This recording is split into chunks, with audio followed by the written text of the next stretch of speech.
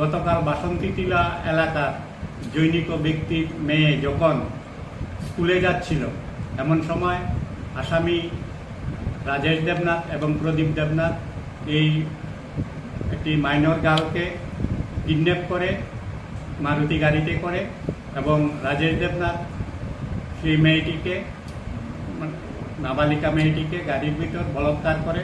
মেয়ে চিৎকার চেঁচামেচি করলে তাকে রাস্তার মধ্যে ফেলে আসামিরা পালিয়ে যায়।